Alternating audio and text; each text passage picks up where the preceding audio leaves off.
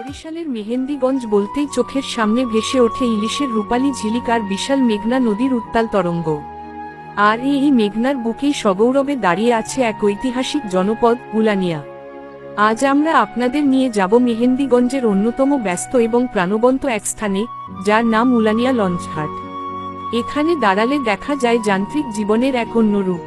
রাজধানী ঢাকা থেকে ছেড়ে আসা বিশাল বিশাল দোতলা তিনতলা লঞ্চগুলো যখন এই ঘাটে এসে নোঙর করে, তখন চারপাশ মুখরিত হয়ে ওঠে মানুষের কোলাহলে। উলানিয়া ঘাট কেবল একটি যাতায়াতের মাধ্যম নয়, এটি মেহেন্দিগঞ্জ আর ঢাকার মধ্যকার এক অবিচ্ছেদ্য সেতুবন্ধন। আপনারা জানলে অবাক হবেন, উলানিয়া জমিদার বাড়ির সেই পুরনো ঐতিহ্য আর বাণিজ্যিক গুরুত্বের কারণে এই ঘাটটি যুগ যুগ ধরে এই অঞ্চলের অর্থনীতির মূল চালিকা শক্তি। ভোরের কুয়াশা মোড়ানো সকালে যখন হিলসা ফিশিং বোটগুলো এখান দিয়ে যায়, কিংবা গোধূলি বেলায় যখন মেঘনার জল রক্তিম বর্ণ ধারণ করে, তখন এক মায়াবী দৃশ্যের অবতারণা হয়। নদীপথের রোমাঞ্চ যারা ভালোবাসেন, তাদের কাছে উলানিয়া ঘাট যেন এক পরম চেনা ঠিকানা।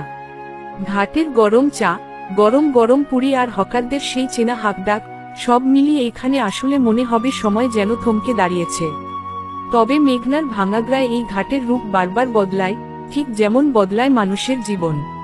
কিন্তু মেহেন্দিগঞ্জের মানুষের আতিথেয়তা আর সাহসিকতা চিরকাল একই রয়ে গেছে।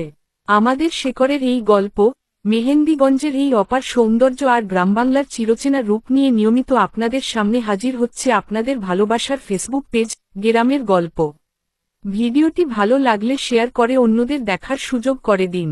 আর উলানিয়া ঘাট নিয়ে আপনার মনের কোণে জমানো কোনো স্মৃতি থাকলে তা আমাদের কমেন্টে জানাতে ভুলবেন না।